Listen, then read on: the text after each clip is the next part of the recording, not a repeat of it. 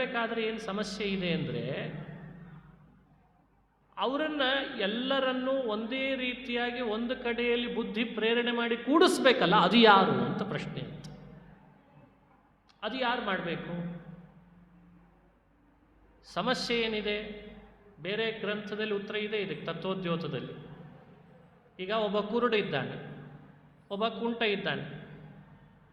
ಇಬ್ಬರೂ ಕೂಡ ಒಂದು ದೊಡ್ಡ ಬ್ರಿಡ್ಜ್ ದಾಟಬೇಕಾಗಿದೆ. ಇಬ್ಬರೂ ದಾಟಬೇಕಿದೆ.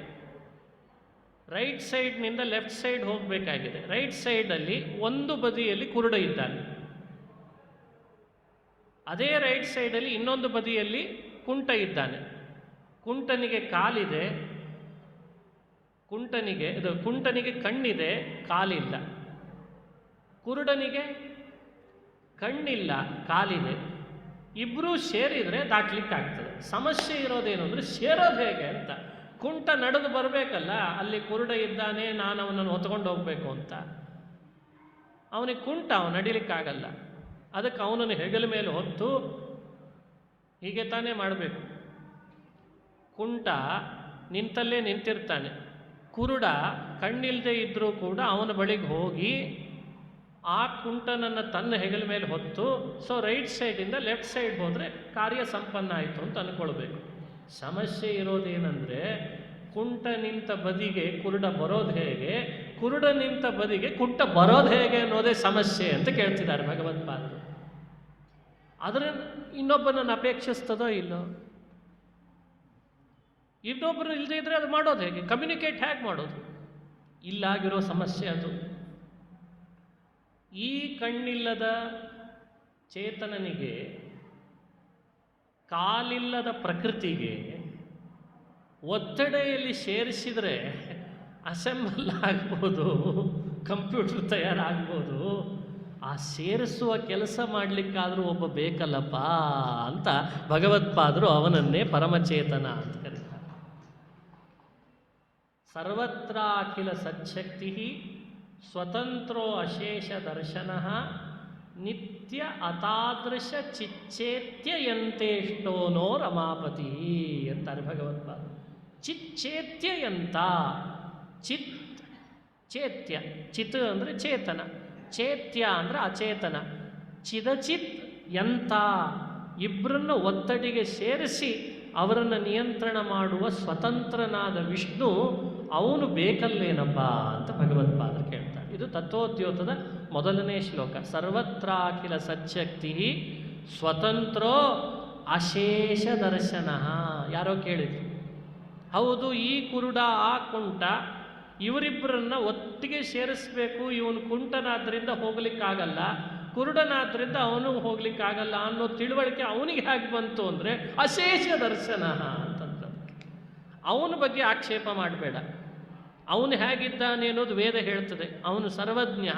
ಹಾಗಾಗಿ ಕುಂಟನ ಕುರುಡನ ಸ್ಥಿತಿಗತಿಗಳನ್ನು ಅರ್ಥೈಸಿಕೊಂಡೆ ಅವನು ಒಟ್ಟು ಸೇರಿಸ್ತಾನಾದ್ರಿಂದ ಸೃಷ್ಟಿ ನಡಿಬೇಕಾದ್ರೆ ಅವನ ಅನಿವಾರ್ಯತೆ ಇದ್ದೇ ಇದೆ ಅನ್ನೋದನ್ನು ಈ ಮಾತಿನಿಂದ ನಮಗೆ ಸ್ಪಷ್ಟಪಡಿಸ್ತಾರೆ ಭಗವತ್ಪಾದರು. ಹಾಗಾಗಿ ಸೃಷ್ಟಿಯ ಹಿಂದೆ ಬರೀ ಚೇತನರು ಸಾಲಿಲ್ಲ, ಅಚೇತನ ಮಾತ್ರ ಸಾಲಿಲ್ಲ, ಚೇತನರಲ್ಲಿರುವ ಅಂಗಾಂಗಿ ಭಾವವೂ ಸಾಲಿಲ್ಲ.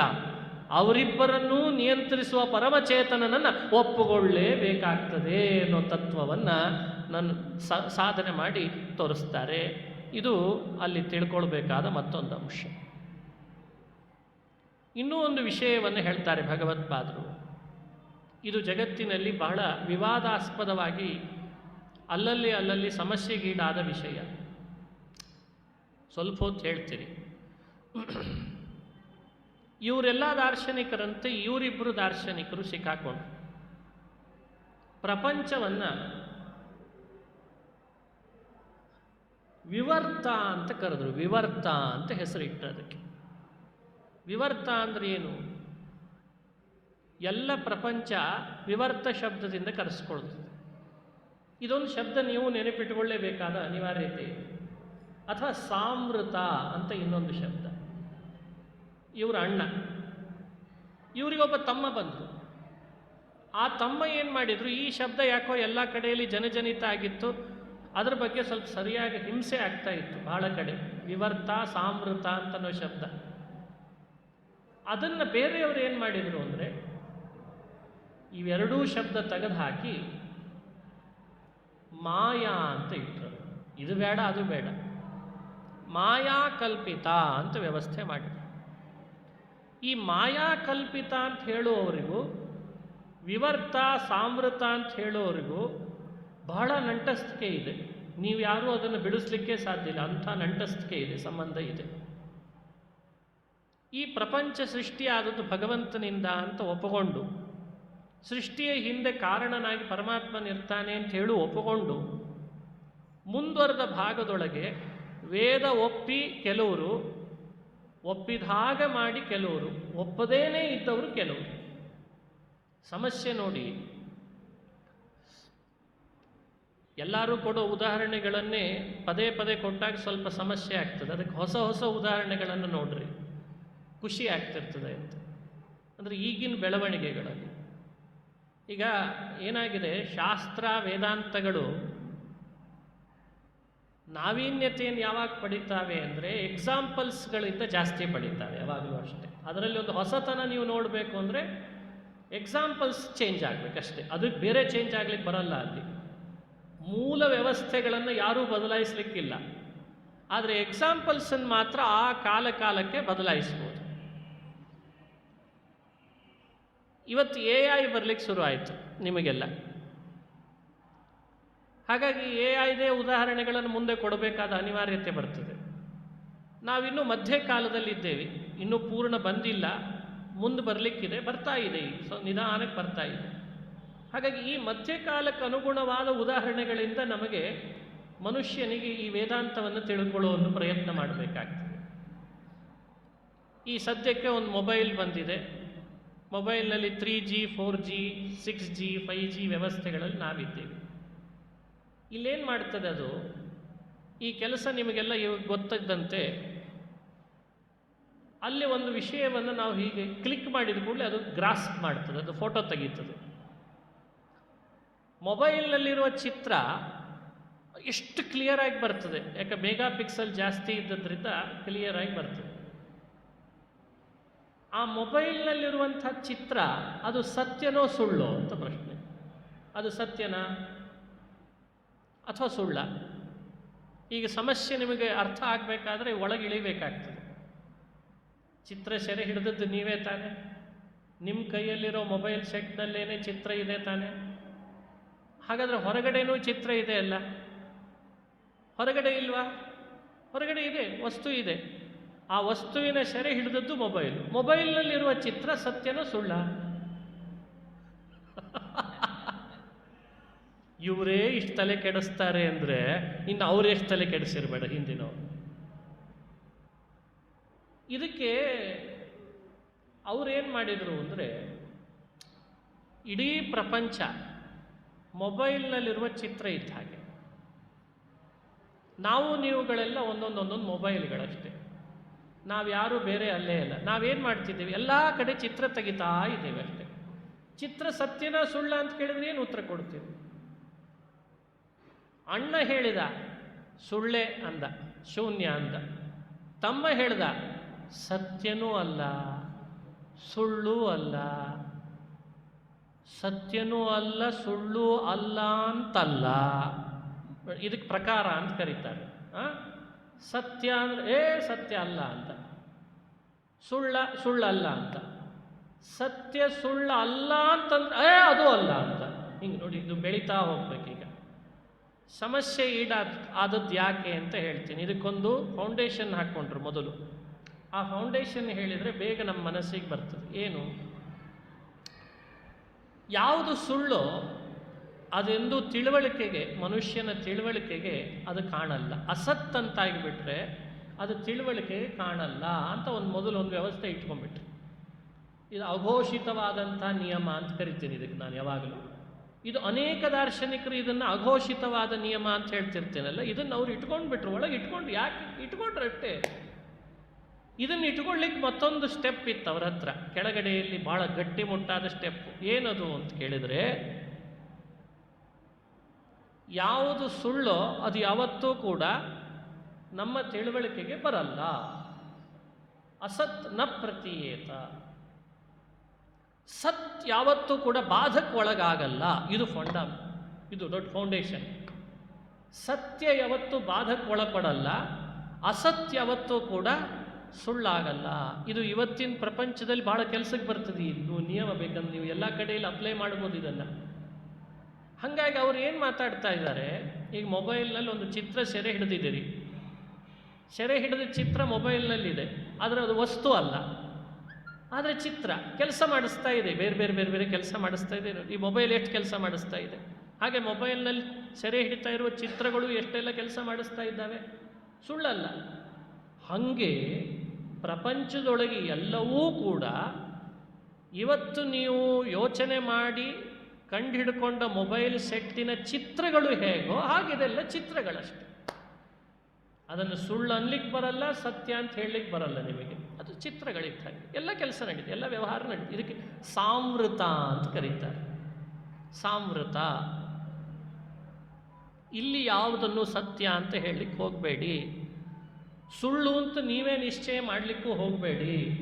ಸತ್ಯಾನೃತೆ ಮಿಥುನೀಕೃತ್ಯ ಸರ್ವ ವ್ಯವಹಾರ ಅಂತ ಒಬ್ಬರು ತಮ್ಮ ಅಧ್ಯಾಸ ಭಾಷ್ಯದ ಪ್ರಾರಂಭದಲ್ಲಿ ಇದನ್ನು ರಚನೆ ಮಾಡಿಕೊಟ್ರು ಹಿರಿಯ ದಾರ್ಶನಿಕರು. ಸತ್ಯಾನೃತೆ ಮಿಥುನೀಕೃತ್ಯ ವ್ಯವಹಾರ ಅಂತ ಬರೆದಿದ್ದಾರೆ. ಪ್ರಪಂಚದಲ್ಲಿ ಪ್ರತಿ ವ್ಯವಹಾರದ ಹಿಂದೆ ಸತ್ಯ ಮತ್ತು ಸುಳ್ಳುಗಳು ಒಡನಾಡಿಗಳಾಗಿ ಒಂದರೊಳಗೊಂದು ಸೇರಿಕೊಂಡು ವ್ಯವಹಾರ ನಡೆಸ್ತಾ ಇರ್ತಾವೆ. ಮುಂದೆ ಒಂದು ಜ್ಞಾನ ಬರಲಿಕ್ಕಿದೆ. ಯಾವ ಜ್ಞಾನ? ಏನು ಜ್ಞಾನ ಅಂದ್ರೆ ಏನು? ಈಗ ನೋಡಿ, ಮೊಬೈಲ್ನೊಳಗೆ ನೀವು ಚಿತ್ರ ತೆಗೆದಿದ್ರಿ, ನೀವೇ ಹೋಗಿ ಅದರದ್ದೇ ಆದಂಥ ಒಂದು ಫೈಲ್ ಇರ್ತದೆ ಒಳಗಡೆ. ಅದರದ್ದು ಫೈಲಿಗೆ ಏನೋ ಅಂತ ಹೆಸರು ಇಟ್ಟಿರ್ತಾರೆ, ಫೋಟೋಸ್ ಅಂತನೋ ಗ್ಯಾಲರಿ ಅಂತನೋ ಇಟ್ಟಿರ್ತಾರೆ.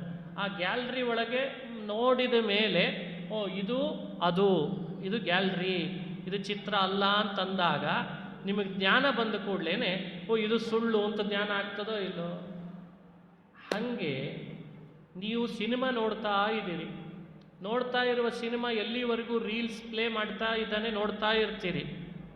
ಸತ್ಯ ಅಂತ ತಿಳಿದಿರ್ತೀರಿ, ಆದರೆ ಅದು ಸತ್ಯ ಆಗಿರಲ್ಲ. ಸಿನಿಮಾ ಎಲ್ಲ ಮುಗಿದ ಮೇಲೆ ನಾನು ಥಿಯೇಟ್ರ್ನಲ್ಲಿ ಕೂತ್ಕೊಂಡಿದ್ದೆ ಅಂತ ನಿಮಗೆ ಯಾವಾಗ ತಲೆ ಒಳಗೆ ಬರ್ತದೋ, ಅಥವಾ ನಾನು ಮೊಬೈಲ್ನೊಳಗೆ ಚಿತ್ರ ನೋಡ್ತಾ ಇದ್ದೆ ಅಂತ ನಿಮಗೆ ಯಾವಾಗ ಅನ್ನಿಸ್ತದೋ, ಆವಾಗ ನೀವು ಮೊಬೈಲಿನ ಗ್ಯಾಲರಿ ಓಪನ್ ಮಾಡಿ ಚಿತ್ರವನ್ನು ನೋಡಿದ್ದನ್ನು ದೂರ ಸರಿಸ್ತೀರೋ, ಆವಾಗ ನಿಮಗೆ ಬರುವ ತಿಳುವಳಿಕೆ ಏನು, ಇದು ಯಾವುದು ಸತ್ಯ ಅಲ್ಲ, ಸುಳ್ಳು ಅಂತ ಜ್ಞಾನ ಬರ್ತದೆ. ಇದೇ ನೋಡಿ ನಡೀತಾ ಇರುತ್ತೆ. ನೀವೆಲ್ಲ ಒಂದು ಥಿಯೇಟ್ರ್ನೊಳಗಿದ್ದೀರಿ, ನಾನು ಸೇರಿಸಿ, ನೀವೆಲ್ಲ ಒಂದು ಥಿಯೇಟ್ರ್ನೊಳಗಿದ್ದೀವಿ. ನಾವು ಚಿತ್ರಗಳನ್ನೇ ನೋಡ್ತಾ ಇದ್ದೀವಿ. ನೋಡ್ತಾ ಇರುವ ಚಿತ್ರಗಳು ಯಾವುದು ಸತ್ಯ ಅಲ್ಲ, ಆದರೆ ಸತ್ಯ ಅಂತ ನಾವು ತಿಳಿದಿದ್ದೇವಷ್ಟೇ. ಅದನ್ನು ವ್ಯವಹಾರ ನಡೀತಾ ಇದೆ. ಮುಂದೆ ಒಂದು ಬ್ರಹ್ಮಜ್ಞಾನ ಬರಲಿಕ್ಕಿದೆ. ಅರ್ಥಾತ್ ನಾನು ಹಿಡ್ಕೊಂಡದ್ದು ಮೊಬೈಲು, ಆ ಉಪಾಧಿಕವಾದ ವ್ಯವಸ್ಥೆ, ಆ ಮೊಬೈಲನ್ನು ಉಪಾಧಿಯೊಳಗೆ ಗ್ಯಾಲರಿ ಒಳಗೆ ಕಂಡಿದ್ದೀವೆಲ್ಲ, ಆ ಉಪಾಧಿ ಯಾವಾಗ ನಾಶ ಆಗ್ತದೋ, ಮೊಬೈಲ್ ಬ್ಯಾಟ್ರಿ ಜಖಮ್ಮಾಗಿ ಮೊಬೈಲ್ ನಾಶ ಯಾವಾಗ ಆಗ್ತದೋ ಆವಾಗ ನಮಗೆ ಸತ್ಯದ ಅನುಭವ ಆಗಲಿಕ್ಕೆ ಶುರು ಆಗ್ತದೆ. ಏನು ಸತ್ಯದ ಅನುಭವ? ಯಾವ ಗುಣ ಇಲ್ಲದ, ರಸ ಇಲ್ಲದ, ವಿಷಯಗಳೇ ಇಲ್ಲದ, ವಿಶೇಷಗಳೇ ಇಲ್ಲದ ನಿರ್ವಿಶೇಷ ಅಂತನ್ನುವ, ಆಕಾರ ಇಲ್ಲದ ನಿರಾಕಾರವಾದ ಒಂದು ವ್ಯವಸ್ಥೆ ನಮ್ಮ ತಿಳುವಳಿಕೆಗೆ ಅನುಭವಕ್ಕೆ ಬಂದ್ಬಿಡ್ತದಂತೆ. ಆ ತಿಳುವಳಿಕೆ ಬೇರೆ ಅಲ್ಲದ, ನಾವೂ ಬೇರೆ ಅಲ್ಲದ ಒಂದು ಅವಸ್ಥೆಗೆ ನಾವು ತಲುಪ್ತೇವಂತೆ. ಅದಕ್ಕೆ ಚೈತನ್ಯೈಕ ರಸತಾನ ಅಂತ ಕರೀತಾರೆ. ಆ ತಾನವನ್ನು ಮನುಷ್ಯ ಅನುಭವಿಸ್ತಾನೆ. ಇದೇ ನೋಡಿ ಮೋಕ್ಷ ಅಂತ. ಹೀಗೆ ಇಬ್ಬರು ಅಣ್ಣ ತಮ್ಮಂದರು ಲೋಕಕ್ಕೆಲ್ಲ ಇದನ್ನು ಪ್ರಚಾರ ಮಾಡ್ತಾ ಬಂದ್ರಂತೆ. ಈ ಒಂದು ವಿಷಯದ ಪ್ರಚಾರಕ್ಕೆ ಮತ್ತೆ ಪ್ರತಿಯಾಗಿ ಭಗವತ್ಪಾದರು ಪ್ರತಿ ಹಂತದಲ್ಲಿಯೂ ಕೂಡ ಮನುಷ್ಯರನ್ನು ಹೀಗೆ ನೀವು ಭ್ರಮೆಯಲ್ಲಿ ಮುಳುಗಿಸಿದರೆ ಹೇಗೆ? ಭಗವತ್ಪಾದರು ಯಾವ ಸ್ತರದಲ್ಲಿ ಬಂದರು ಅಂದರೆ, ಅವರು ಹೇಳಿದರು, ಸರಿ ಚಿತ್ರ ಸುಳ್ಳು, ಆಯಿತು, ಚಿತ್ರ ಸುಳ್ಳ, ಯಾವ ಅಂಶ ಸುಳ್ಳು ಅಂತ ಭಗವತ್ಪಾದರು ವಿಮರ್ಶೆಗೆ ಹೇಳಿದರು. ಯಾವ ಅಂಶ ಸುಳ್ಳು? ಚಿತ್ರ ಸುಳ್ಳು ಅಂದರೆ ಯಾವ ಅಂಶ ಸುಳ್ಳು? ಸುಳ್ಳು ಯಾವಾಗಲೂ ಅಂಶತಃ ಇರ್ತದೆ ಅನ್ನೋದು ಒಂದು ವಿಶೇಷ ನೆನಪಿರಬೇಕು. ಸತ್ಯದ ಒಂದು ಅಂಶದ ಸಹಾಯ ಇಲ್ಲದೆ ಇದು ಸುಳ್ಳು ಅಂತ ಹೇಳಲಿಕ್ಕಾಗಲ್ಲ ಅಂತ. ಎಂಥ ಅದ್ಭುತವಾದ ಸಂದೇಶ ಭಗವತ್ಪಾದರು ಕೊಟ್ಟರು ನೋಡಿ. ಯಾವತ್ತಾದರೂ ನೀವು ಸತ್ಯವಾದ ಅಂಶದ ಸಹಾಯ ಇಲ್ಲದೆ ಸುಳ್ಳನ್ನು ತಿಳಿಲಿಕ್ಕೆ ಸಾಧ್ಯ ಇಲ್ಲ. ಇದು ಒಂದು ಅಂಶ. ಸುಳ್ಳು ಅಂತ ಅನಿಸಿದ್ದನ್ನು ತಿಳಿಲಿಕ್ಕಾಗಲ್ಲ ಅಂತ ಅನಬೇಡಿ ಅಂತ ಮತ್ತೊಂದು ಅಂಶ. ಅಸತ್ತನ್ನೋದನ್ನು ತಿಳಿಲಿಕ್ಕೆ ಆಗಲ್ಲ ಅನ್ನಬಾರ್ದಂತ. ಕೆಲವರಿಗೆ ಅದು ತಲೆ ಒಳಗಿದೆ, ಏನು ಅಸಚ್ಚೇತ್ ನ ಪ್ರತೀಯೇತ ಅಂತ. ನ ಪ್ರತೀಯತೆ, ಯಾವುದು ತಿಳುವಳಿಕೆಗೆ ಬರಲ್ಲ ಅದನ್ನು ನೀನು ನಿಷೇಧ ಮಾಡಲಿಕ್ಕೆ ಬರಲ್ಲ. ನೀನು ಇದನ್ನು ನಿಷೇಧಿಸಬೇಕಾದ್ರೆ ಮೊದಲು ನಿನ್ನ ತಿಳುವಳಿಕೆಯಲ್ಲಿ ಇರಬೇಕು. ಅಸನ್ನ ಅಂತ ನಿಷೇಧ ಮಾಡಬೇಕಾದ್ರೆ ಅದರ ಪರಿಚಯ ಇರಬೇಕೋ ಬೇಡವೋ? ಏನೂ ಪರಿಚಯ ಇಲ್ಲದನ್ನು ಇಲ್ಲ ಅಂತ ನಿಷೇಧ ಮಾಡಲಿಕ್ಕೂ ಬರಲ್ಲ. ಉದಾಹರಣೆಗೆ, ಏನೂ ಪರಿಚಯ ಇಲ್ಲದನ್ನು ಬಿಟ್ಬಿಡು. ಪರಿಚಯ ಇದ್ದದ್ದನ್ನು ಇದೆ ಅಂತ ಅನ್ಬೇಕಾದ್ರೆ, ಇದೆ ಅಂತ ತಿಳಿಸ್ಬೇಕಾದ್ರೂ ಪರಿಚಯ ಇರಬೇಕು, ಇಲ್ಲ ಅಂತ ತಿಳಿಸ್ಬೇಕಾದ್ರೂ ಕೂಡ ನೀನು ಅದರ ಪರಿಚಯ ಇರಲೇಬೇಕು. ಇದು ಸಾಮಾನ್ಯ ನಿಯಮನ. ಭಗವತ್ಪಾದರು ಅಲ್ಲಿಂದ ಶುರು ಮಾಡಿದರು ಮತ್ತೆ ತತ್ವವನ್ನು ಹೇಳಲಿಕ್ಕೆ. ಎಷ್ಟು ಸುಲಭವಾಗಿ ಚಿಂತನೆ ಕೊಟ್ಟರು ಭಗವತ್ಪಾದರು ಅಂದರೆ, ನೀನು ಕೊಟ್ಟ ಉದಾಹರಣೆಯಂತೆ ಇದೆಲ್ಲ ಇಂದ್ರಜಾಲ, ಇದೆಲ್ಲ ಚಿತ್ರ ಅಂತ ಆದರೆ ಇಂಥದ್ದನ್ನು ನಿರ್ಮಾಣ ಮಾಡುವ ದೇವರು ಒಬ್ಬ ಇಂದ್ರಜಾಲ ಮಾಡುವ ಮಾಯಾವಿ ಆದಾಗ ಆಗಲಿಲ್ವೇ ಅಂತ ಕೇಳಿದ್ರು. ದೇವರು ಮಾಯಾವಿನ, ಜಾದೂಗಾರನ, ಸುಳ್ಳನ್ನು ತೋರಿಸಿ ಸಮಾಜವನ್ನೆಲ್ಲ ಕಣ್ಕಟ್ಟು ವಿದ್ಯೆಯಿಂದ ಸಮಾಜವನ್ನೆಲ್ಲ ದಾರಿ ತಪ್ಪಿಸುವ ವ್ಯಕ್ತಿನ ಭಗವಂತ? ಯೋಚನೆ ಮಾಡಬೇಕಲ್ಲ. ಅದನ್ನು ಹೇಗೆ ಒಪ್ಪಲಿಕ್ಕೆ ಸಾಧ್ಯ ಅಂತ ಕೇಳಿದ್ರು ಭಗವತ್ಪಾದರು. ಅವನು ಮಾಯಾವಿ ಅಲ್ಲ. ಯಚ್ಚಿಕೇತ ಸತ್ಯಮಿತ್ ತನ್ನ ಮೋಘಂ ವಸುಸ್ಪಾರ್ಹಂ ಉತ ಜೇತೋತ ದಾತ. ಇದು ತತ್ವನಿರ್ಣಯದಲ್ಲಿ ಭಗವತ್ಪಾದರು ಕೊಟ್ಟ ಶ್ರುತಿ ವಾಕ್ಯ. ಯಚ್ಚಿಕೇತ ಸತ್ಯಮಿತ್. ಈ ಪ್ರಪಂಚ ಎಲ್ಲ ಸತ್ಯ, ಇದರಲ್ಲಿ ಸುಳ್ಳು ಅನ್ನೋ ಅಂಶವನ್ನು ಸೇರಿಸೋದಿದೆಯಲ್ಲ, ಇದು ಅಪರಾಧ. ಸುಳ್ಳು ಹಾಗೂ ಸತ್ಯಗಳ ವಿವೇಕವನ್ನು ಹೇಗೆ ಮಾಡಿಕೊಳ್ಬೇಕು ಅದನ್ನು ತಿಳಿಸ್ಕೊಡ್ತಾರೆ. ನೀನು ಹೇಳಿದ ಉದಾಹರಣೆಯಲ್ಲಿ ಚಿತ್ರ ಸುಳ್ಳು ಅಂದರೆ ಏನರ್ಥ? ಸುಳ್ಳು ಅಂತ ಯಾವುದನ್ನು ಕರಿಬೇಕು, ಸತ್ಯ ಅಂತ ಯಾವುದನ್ನು ಕರಿಬೇಕು? ಭಗವತ್ಪಾದರ ಸುಳ್ಳು ಸತ್ಯದ ವಿವರಣೆ ಎಷ್ಟು ಚೆನ್ನಾಗಿದೆ ಗಮನಿಸಿ.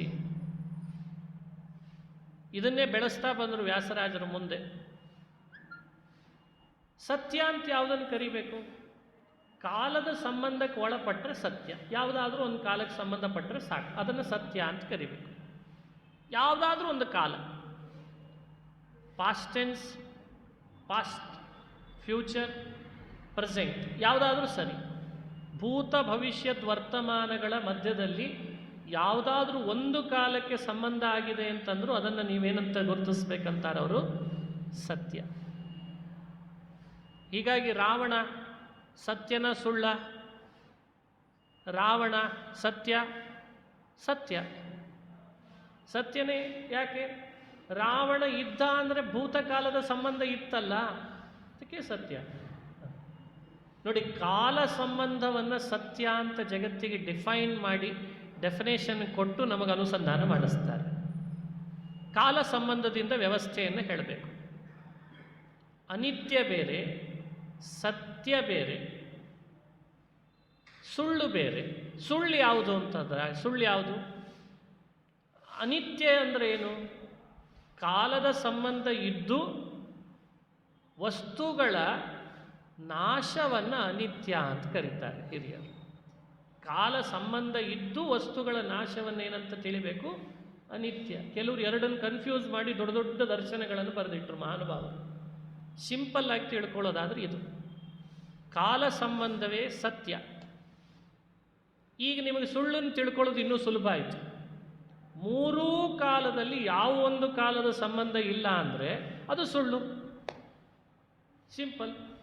ಯಾವುದು ನಿಮಗೆ ತಿಳಿಯದೇ ಇದ್ದರ ಅಂಶ? ಈಗ ಮೂರು ಕಾಲದಲ್ಲಿ ಯಾವ ಒಂದು ಕಾಲದ ಸಂಬಂಧವೂ ಇಲ್ಲ ನೋಡಿ.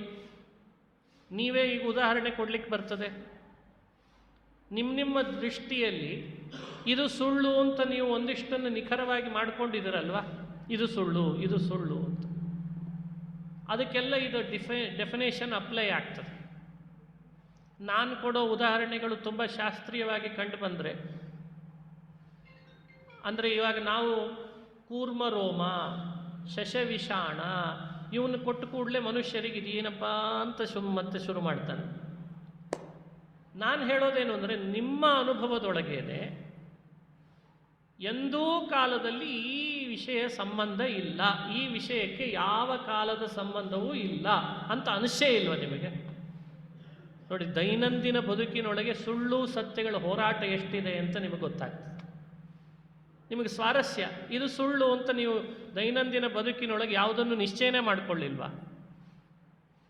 ಎಷ್ಟೋ ಒಳಗಡೆಯಿಂದ ನಡೀತಾ ಇದೆ, ಇದು ಸುಳ್ಳು ಅಂತ ನಿಶ್ಚಯ ಮಾಡ್ಕೋತಾ ಇದೆ. ಒಂದೇನೋ ಒಂದು ವ್ಯವಸ್ಥೆ ಇದೆ, ಶಕ್ತಿ. ಅದರ ಬಗ್ಗೆ ಮತ್ತೊಂದು ಸಲ ನೋಡೋಣ. ಅದು ಮಾಡ್ಕೋತಿದೆ ಅಂತ ಹೇಳೇನೆ ಮನುಷ್ಯನ ವ್ಯವಹಾರ ಈಗ ಚೆನ್ನಾಗಿ ನಡೀತಾ ಇದೆ. ಸುಮ್ಮನೆ ಒಂದು ಉದಾಹರಣೆ ಕೊಡ್ತೀನಿ. ಸೂಜಿಯ ತುದಿಯ ಮೇಲೆ 100 ಆನೆಗಳು, ಸುಳ್ಳ ಸತ್ಯನ? ಆಕಾಶದ ಚಂದ್ರ ನನ್ನ ನಿಮ್ಮ ಎಲ್ಲರ ತಲೆಯ ಮೇಲೆ ಹೂವಾಗಿ ನಿಂತಿದ್ದಾನೆ, ಸತ್ಯನ ಸುಳ್ಳ? ಸತ್ಯನ ಸುಳ್ಳ? ಸಮುದ್ರದ ನೀರನ್ನು ನಾವು ನೀವುಗಳೆಲ್ಲ ಬಾಟ್ಲಲ್ಲಿ ಹಾಕ್ಕೊಂಡು ನಿರಂತರ ಕುಡಿತಾನೇ ಇದ್ದೇವಿ, ಕುಡಿದು ಕುಡಿದು ಸಮುದ್ರವೇ ಬತ್ತಿ ಹೋಗೋ ಹಾಗೆ ಮಾಡಿದ್ದೇವಿ, ಸುಳ್ಳ ಸತ್ಯನ? ಇದಕ್ಕೆ ಮಿತ್, ಇದನ್ನೇ ಇವತ್ತು ಮಿಥ್ಯಾ ಇನ್ನೊಂದು ಹೆಸರಿನಲ್ಲಿ. ಹಾಗಾಗಿ ಮಿತ್, ಮಿಥ್ಯಾ, ಇಂಗ್ಲೀಷ್ನಲ್ಲಿ ಮಿತ್, ಇದು ಸುಳ್ಳಿನ ನಿಜವಾದ ಡೆಫಿನೇಷನ್. ನಾನು ನಿಮಗೋಸ್ಕರವಾಗಿ ಈ ಥರದ ವಿಷಯಗಳನ್ನು ಅಪ್ಲೈ ಮಾಡಿ ತೋರಿಸ್ಲಿಕ್ಕೆ ಪ್ರಯತ್ನ ಪಟ್ಟೆ. ಇದನ್ನು ನೀವು ಎಲ್ಲ ಕಡೆಯಲ್ಲಿ ನೋಡ್ತಾ ಹೋಗಬೇಕು. ಇದು ಯಾವ ಕಾಲದ ಸಂಬಂಧಕ್ಕೂ ಒಳಪಡೋದಲ್ಲ. ಹೀಗೆ ಯಾವುದೆಲ್ಲ ನಿಮಗೆ ಅನುಭವಕ್ಕೆ ಬರ್ತದೆ ಅದೆಲ್ಲ ಸುಳ್ಳು.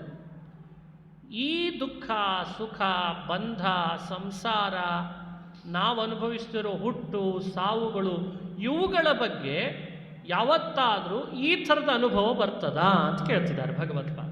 ಇದು ಸುಳ್ಳು ಅನ್ಲಿಕ್ಕೆ ಈ ಥರದ ಅನುಭವ ಬರ್ತದಾ? ಇದು ಬರ್ತಾ ಇಲ್ಲ. ಹಾಗಾಗಿ ಇದು ಸುಳ್ಳು ಅಂತ ಹೇಗೆ ನಿಶ್ಚಯ ಮಾಡಲಿಕ್ಕೆ ಸಾಧ್ಯ? ಅಂಶತಃ ವ್ಯವಸ್ಥೆಯನ್ನು ನೀವು ಹೇಳೋದಾದರೆ ಯಾವ ಅಂಶ ಅಂತ ಕೇಳ್ತಾರೆ. ಯಾವ ಅಂಶ ಸುಳ್ಳು? ನೋಡಿ, ಸಮಸ್ಯೆ ಯಾರಿಗೆ ಗೊತ್ತಾ? ಇದು ಸಾಮೃತ, ಇದು ಸುಳ್ಳು ಅಂತ ಹೇಳೋರಿಗೆ ಜವಾಬ್ದಾರಿ ಜಾಸ್ತಿ, ಹಾಗಾಗಿ ಸಮಸ್ಯೆ ಜಾಸ್ತಿ. ಅಧಿಷ್ಠಾನ ಹಾಗೂ ಪ್ರಧಾನ ಅಂತ 2 ಶಬ್ದ ನೆನಪಿಟ್ಟುಕೊಳ್ಳೋಣ. ಸಾದೃಶ್ಯ, ಅದಕ್ಕೆ ತಕ್ಕಂತೆ ಇನ್ನೊಂದು 3ನೇದ್ದು. ಈ 3 ಅಂಶಗಳು ತತ್ವನಿರ್ಣಯದಲ್ಲಿ ವಿಶೇಷವಾಗಿ ಮೂಡಿ ಬರ್ತವೆ. ಒಂದು ಸುಳ್ಳು ಅಂತ ನಿಶ್ಚಯ ಮಾಡಬೇಕು ಅಂತ ಹೊರಟ ಮೇಲೆ ಆ ಸುಳ್ಳಿಗೆ ಅತ್ಯಂತ ಅನಿವಾರ್ಯವಾಗಿ ಅಧಿಷ್ಠಾನ ಇರಬೇಕಂತೆ. ಅಧಿಷ್ಠಾನ ಬೇಕು, ಆಯಿತಾ? ಅದರ ಹಿಂದೆ ಪ್ರಧಾನ ಬೇಕು, ಅದರ ಹಿಂದೆ ಸಾದೃಶ್ಯ ಬೇಕು, ಇನ್ನೆರಡು ಬೇಕು. ಅದರಲ್ಲಿ ಒಂದು ಹೇಳಿರ್ತೀನಿ, 4ನೇದ್ದು. ಇದು ಎಲ್ಲವನ್ನೂ ಆರೋಪ ಮಾಡಲಿಕ್ಕೆ ಒಬ್ಬ ವ್ಯಕ್ತಿ ಬೇಕು.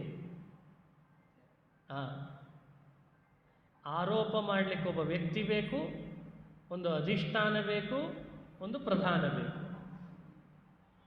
ಬೇರೆ ಉದಾಹರಣೆಗಳನ್ನು ಕೊಟ್ಟು ಕೂಡಲೇ ನಿಮಗೆ ಸಮಸ್ಯೆ ಆಗಬಾರ್ದು. ಅದಕ್ಕೋಸ್ಕರ ಒಂದು ಪ್ರಸಿದ್ಧವಾದ ಉದಾಹರಣೆಯನ್ನು ಕೊಟ್ಟಿರ್ತೀವಿ. ನಮ್ಮ ಶಾಸ್ತ್ರದ್ದೇ ಉದಾಹರಣೆ ತೊಗೊಂಡ್ರೆ ಬೇಗ ಅರ್ಥ ಮಾಡಿಸ್ತಾರೆ. ಅದನ್ನು ಮೊಬೈಲ್ ಬೇರೆ ಕಡೆ ಅಪ್ಲೈ ಮಾಡ್ಕೋಬೋದು ನೀವು. ಆಮೇಲೆ ಹಗ್ಗ, ಸ್ವಲ್ಪ ಕತ್ತಲಿದೆ, ಸ್ವಲ್ಪ ಬೆಳಕಿದೆ, ಒಂದು ಶೇಪಲ್ಲಿ ಅಲ್ಲಿ ಬಿದ್ದಿದೆ. ದೂರದಿಂದ ನೋಡಿದಾಗ ನಮಗದು ಹಾವು ಅಂತ ಭಾಸ ಆಗ್ತದೆ. ಬೆಳಕು ಸರಿಯಾಗಿ ಬಂದ ಕೂಡಲೇ ಅಥವಾ ನಾವು ಇದಕ್ಕೆ ಹತ್ತಿರ ಜಾಸ್ತಿ ಹೋದಾಗಲೂ ಇದು ಹಗ್ಗ, ಇದು ಹಾವಲ್ಲ ಅಂತ ತಿಳಿತೇವೆ. ಪ್ರಾರಂಭದಲ್ಲಿ ಭಾಸ ಆದದ್ದು ಹಾವು, ಬೆಳಕು ಸರಿಯಾಗಿ ಬಂದು ಹತ್ತಿರ ಹೋದಾಗ ತಿಳಿದದ್ದು ಹಗ್ಗ. ಇಲ್ಲಿ ನಿಮಗೆ ಅಧಿಷ್ಠಾನ ಯಾವುದು ಅಂದರೆ ಹಗ್ಗ ಅಧಿಷ್ಠಾನ. ಅಂದರೆ ನಾವು ಆರೋಪ ಮಾಡುವ ಮುನ್ನ ಯಾವುದನ್ನು ನೋಡಿ ಆರೋಪ ಮಾಡ್ತೇವಲ್ಲ, ಅದಕ್ಕೇನಂತ ಕರೀತಾರೆ? ಅಧಿಷ್ಠಾನ ಅಂತ ಕರೀತಾರೆ. ಅದು ಸತ್ಯ ಆಗದೆ ಹೋದರೆ, ಅದಕ್ಕೆ ಕಾಲದ ಸಂಬಂಧ ರೂಪ ಸತ್ಯತೆ ಇಲ್ಲದೆ ಹೋದರೆ ಆರೋಪ ಎಲ್ಲಿ ಮಾಡ್ತೀಯಾ? ಆರೋಪನೆ ಮಾಡಲಿಕ್ಕೆ ಅವಕಾಶ ಇಲ್ಲ.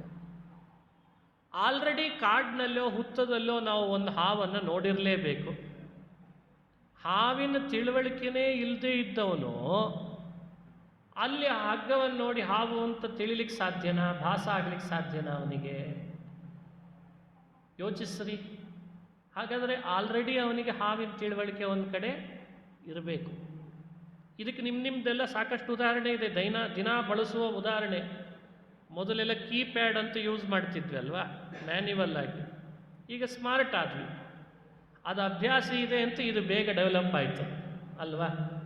ಅದೇ ಅಭ್ಯಾಸ ಇಲ್ಲದೆ ಹೋದರೆ, ಅದಕ್ಕಿಂತ ಮುಂಚೆ ಒಂದು ಫೋನ್ ಇತ್ತಲ್ಲ, ಆ ಇನ್ಸ್ಟ್ರೂಮೆಂಟು ಹಿಂಗೆ ಒತ್ತುತ್ತಿದ್ವಿ.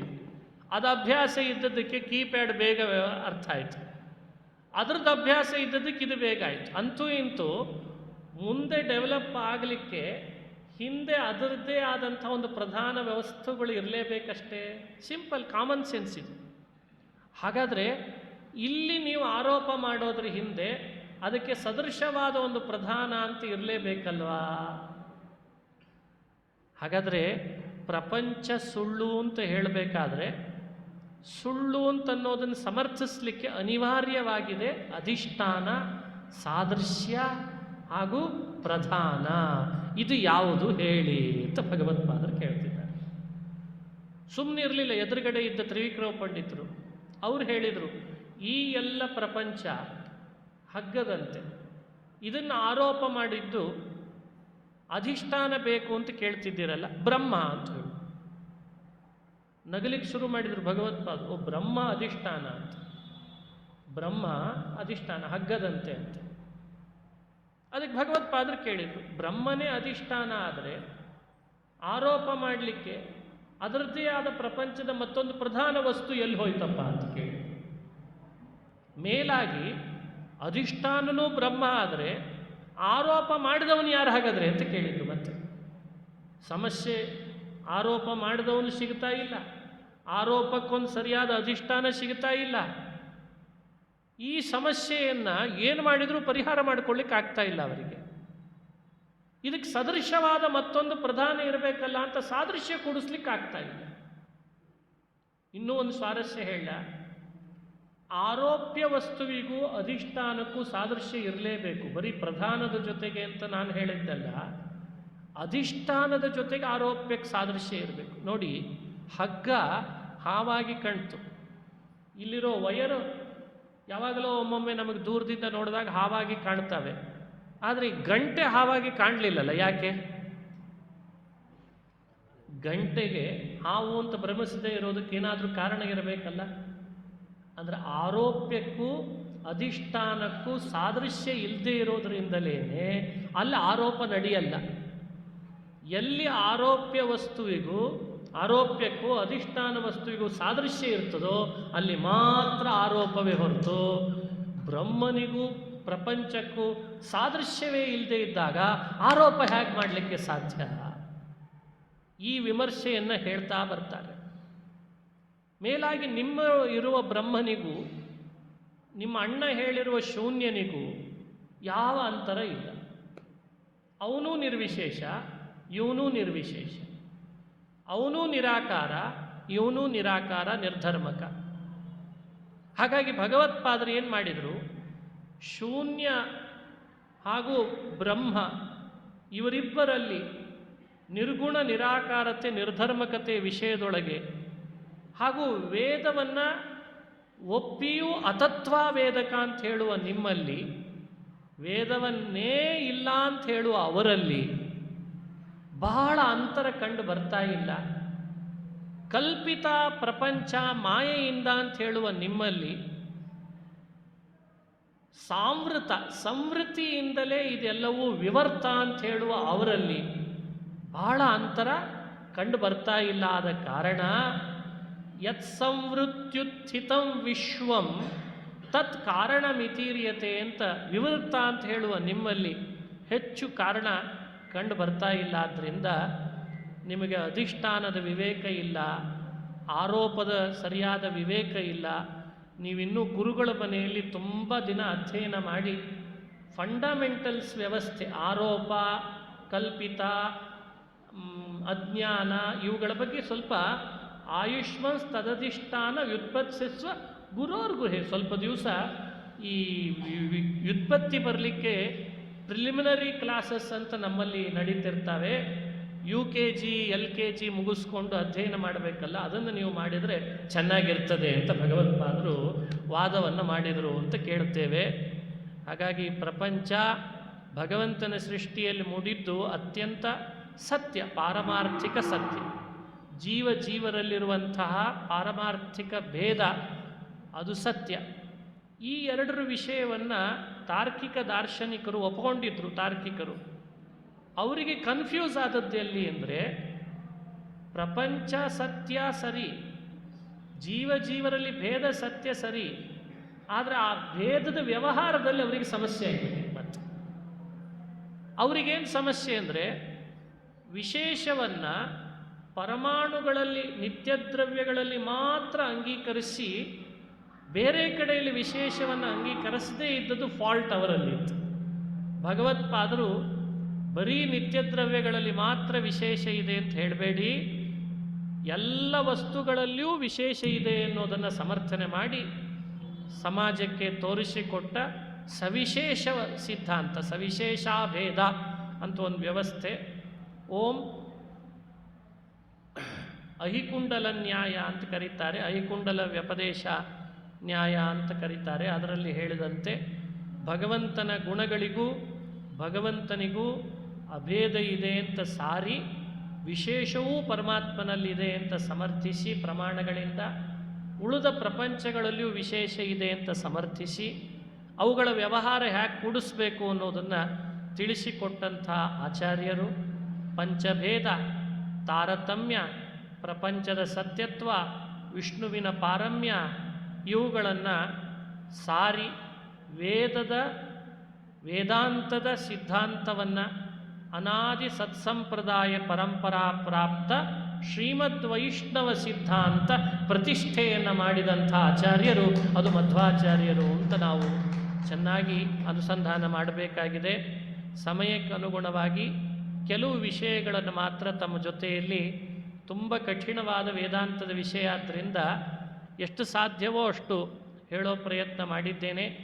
ಮತ್ತೊಮ್ಮೆ ಸಮಯ ಇದ್ದಾಗ ಇಂಥ ವಿಷಯಗಳನ್ನು ಹೆಚ್ಚು ತಿಳಿಯೋ ಪ್ರಯತ್ನ ಮಾಡೋಣ ಅಂತ ಹೇಳ್ತಾ, ವ್ಯಾಸರಾಜ ಮಠಾಧೀಶರಾದ ಶ್ರೀ ವಿದ್ಯಾಶ್ರೀ ಶತೀರ್ಥ ಶ್ರೀಪಾದಂಗಳವರ ಚರಣಕಮಲಗಳಲ್ಲಿ ಭಕ್ತಿಪೂರ್ವಕ ನಮಸ್ಕಾರಗಳನ್ನು ಸಲ್ಲಿಸಿ, ಕೊಯಮತ್ತೂರಿನ ದೇವಸ್ಥಾನ ಶ್ರೀ ವ್ಯಾಸರಾಜ ಮಠ ಇಲ್ಲಿಗೆ ಬರಬೇಕು ಅಂತ ಬಹಳ ಅಭಿಮಾನದಿಂದ ಕರೆಸಿದ್ದಾರೆ.